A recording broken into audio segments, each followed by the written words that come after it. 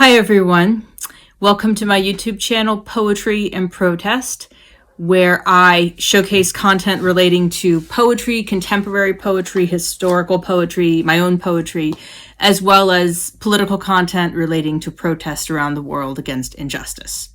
And I thought with this video I would actually combine those two themes, poetry and protest, into one by doing something that is also very much in the air, talking about a subject, which is Palestine, which is very much in the air, but through my poetry. And so that would mean reading two poems that I've written in the past about Palestine, based actually on my time when I was living in Bethlehem in the West Bank, as well as a new poem that I haven't shared with anyone, haven't read it, haven't published it. Here, just for you. So three poems. Won't take me very long. I'm just going to read the first poem, which is from my first poetry collection called Cityscapes, published in 2019.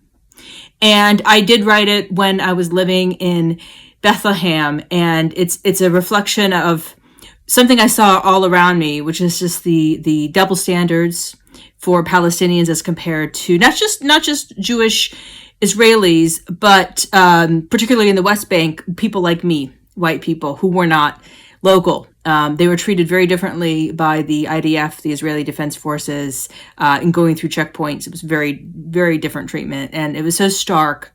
And so I was shocked by kind of how much it was part of the status quo. So I wrote a poem called, not surprisingly, Apartheid. "We don't serve Arabs," says the man behind the counter. He fixes his eyes on me and awaits my consent.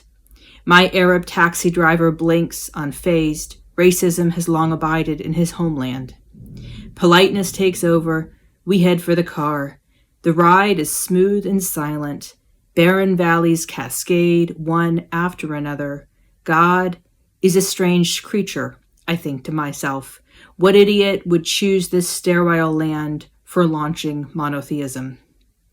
We reach Bethlehem, checkpoint 300. Iron bars, I disembark. Arabs are not allowed to cross like white women with American passports. I journey by foot to the two-storied white limestone building I've been calling home. I pass tourists in t-shirts, Banksy portraits, and soldiers. Kalashnikovs are their arms.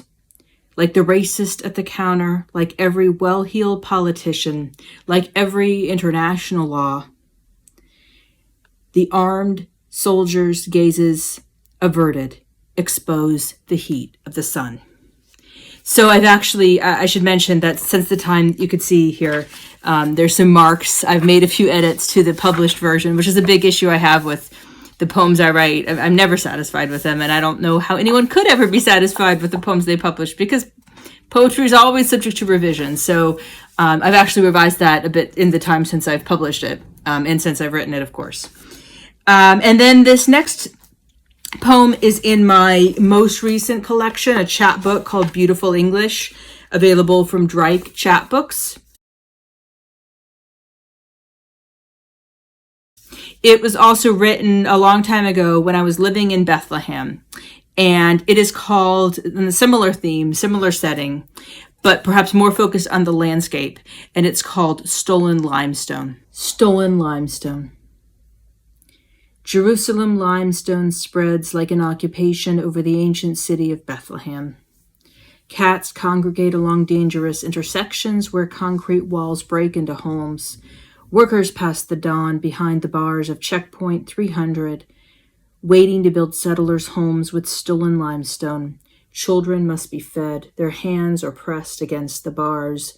Neither Palestinian nor Israeli I dwell in complicities of routine hypocrisies.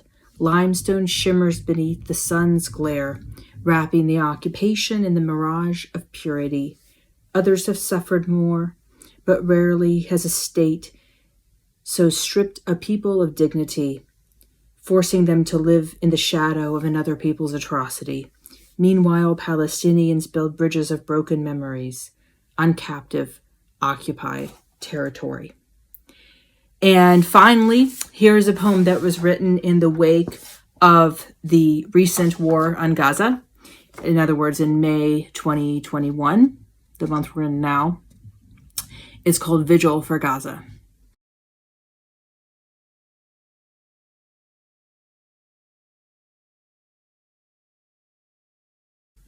We stood reciting the names of the dead.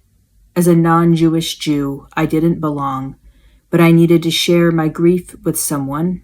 I had to unburden myself with a siren song. The list of the dead dragged across many pages, families grouped together, seeking shelter in each other's arms, just as they had done when the bombs blew them apart.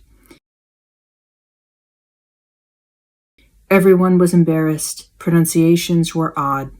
Arabic articles mixed with Hebrew and British inflections.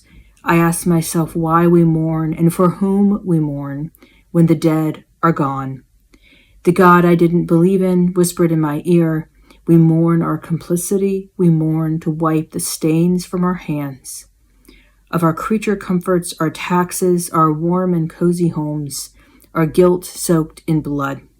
The more we wash, the bigger our wounds, their wounds fester in the sun of war's delirium. Politics repeats itself like Israel's American drones. Jesus said that the dead should bury the dead. He never visited Gaza. Thank you very much for listening. And stay tuned for more videos about poetry, protest, and poetry book reviews.